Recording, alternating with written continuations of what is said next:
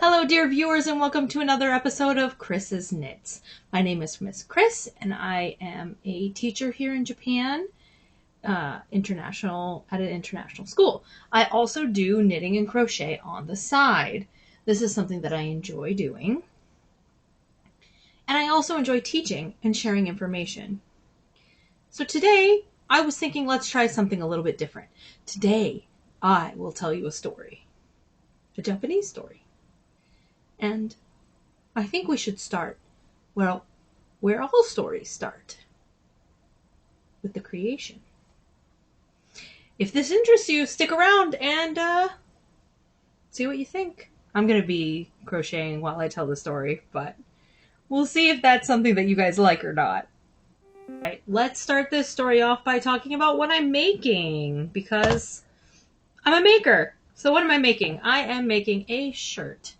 I've gotten the first part of it down, and now I am just working on the body of it. And then I will do a little bit more on the sleeves here, and then I will wear it to work, as I do almost everything that I make. Because if you're going to make something, wear it. Why not? I do have a website where you can go and buy some of my items, which is called Chris's Awareness Knits. 2 S's on Chris's, 2 S's on Awareness, and 1 S on Knits. Yeah, so if you want to go buy a hat or something, you're more than welcome to. But I did tell you that I was going to tell you a story. And since I live in Japan, and I've lived here for a good almost 10 years now, I thought I'd tell you the story of the creation of Japan. Now, in Japan, things are not made. Things are born. So there's not really a creator god, per se, as we would expect in most Western mythos. But there was a separation between the heavens and the earth. And from this separation were born 3 spirits, 3 deities. Do we know very much about them? I don't. I do know that they were formless and spiritual in nature, and that they were able to create. They were able to birth things. And as they birthed things into the world, more and more things came into being. So, for example, one of them dropped some shoots, and that grew the reeds, and one of them gave birth to fish, and that started fish. But eventually, the 7th generation of gods were born 2 very important gods. These were the first gods to ever be born with a gender and the ability to reproduce with each other. Now, these 2 gods were Izunami, a female, and Izunagi, a male. And they were tasked by the older gods to do something with this crazy, swirling creation to bring order to the chaos. And so, on a bridge looking down from heaven into the unorganized chaos, they took a spear, which had been gifted to them by the older spirits, who were formless, so how could they make a spear? Don't question creation myths. It just never works out. But anyway, they were given a spear by the elder gods, right? And so they took this spear and they dipped it into the chaos of creation. And they twirled it around a little bit. And when they pulled out the spear, a drop of creation spilled off the top. And it created an island. That's pretty cool. So this was the first island in the islands of Japan. Now, which island that is debated heavily among scholars, among shrines, basically. Because most Japanese people don't know their own historical myths or anything like that. But, I mean, how much do the average person know about, say, the Greek gods or some other, or the Norse, or whatever? So, we got Inami and Inagi. Nami's a girl, Nagi's the boy. So, they go down to live on this island. And they notice that their bodies are physically different. And so they decide to get married. Now, to get married, they dance 3 times around a pole. And they say their vows to each other. Now, the first time this happened, Inami went first. And they tried to get pregnant. But it didn't work. So, the second time around, Inagi went first.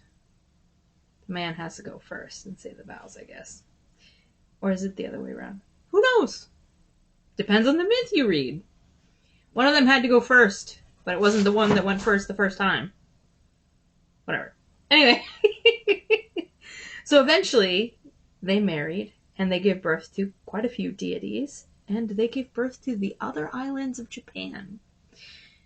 So things were not created so much as they were born.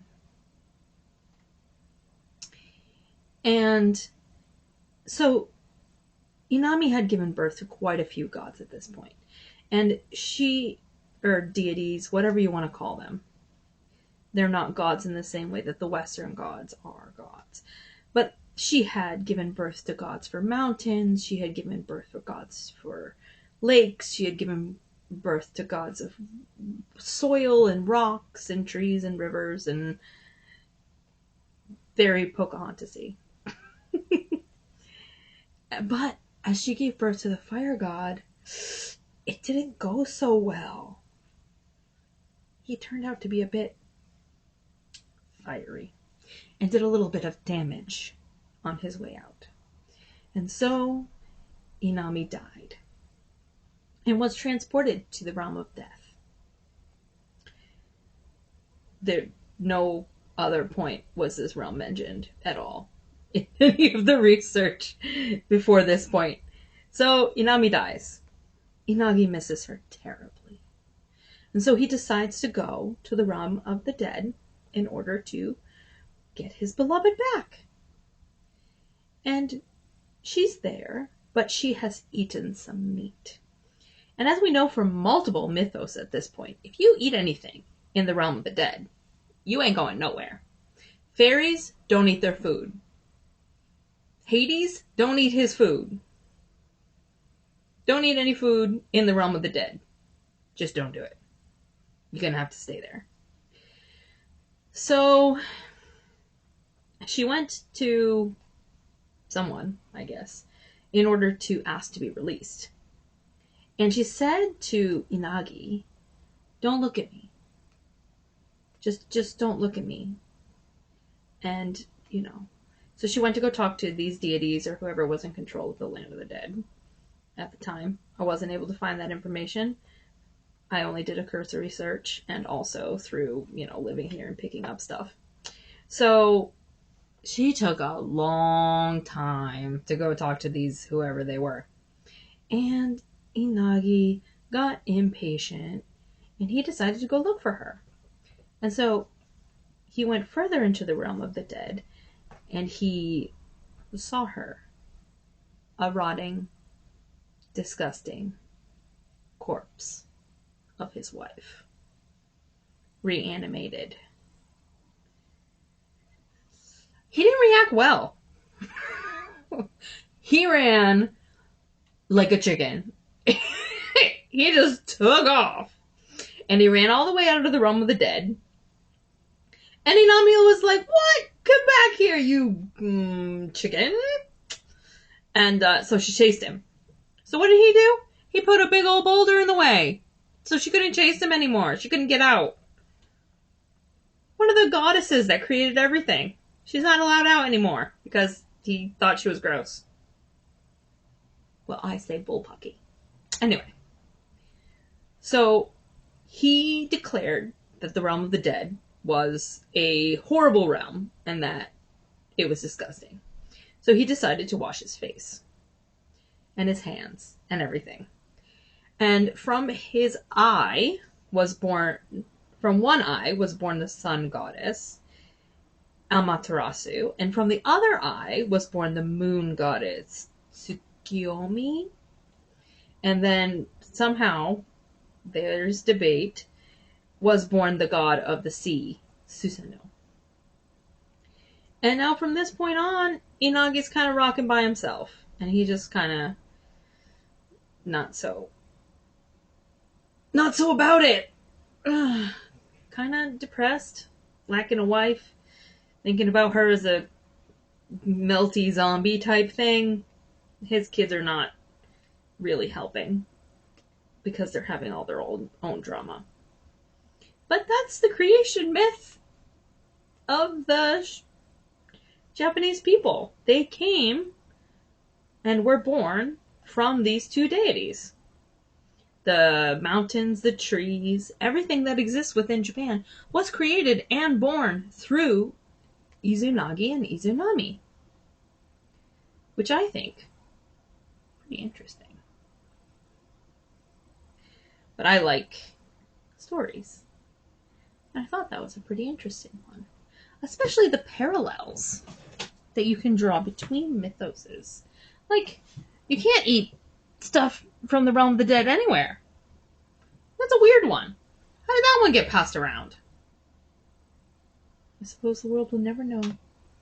Just like we will never know how many licks it gets to the middle of the Tootsie Pop. The world may never know. Anyway, I hope you enjoyed my story time while I sat here and did my crochet. I got, like, I don't know, halfway around a single round, and now I have to change yarn because I've run out. So I'm changing to a new cake. And the way I'm doing that is through what's called a magic knot. Well, it's not a magic knot. It's invisible knot. So we tie one side nicely, and then we tie the other side nicely around each other. And then we pull them tight. And then we pull them together. So now you've tied this one around this one. And you've tied this one around this one. I don't know how well you can see. But now now we pull these two. And we pull these two. Then you cut off these two. And you have just this tiny little knot. Which basically disappears into the work. Which is what you call your piece. So there's that. Yeah. So I thought I'd just stop by and tell you how Japan was created. And that I've lost my scissors. No judgments. No judgments, please. I have lost my scissors. I will find them. One day. That day's not today, unfortunately. I looked. I did. But yeah, thank you for coming. Thank you for watching. I hope you enjoyed the story of Inami and Inagi. Was it super exciting? Meh. Did I get some crocheting done while talking about it? Yes, I did. So I hope you guys had a good time. I hope you enjoyed hearing about a creation myth. I'm gonna see if I can tell a few more stories on here because I like telling stories. That's why I became a teacher, honestly. So let me know what you think. Do you like the stories? Do you want to learn more? I always do. You have a nice day now. Try not to get too frizzy.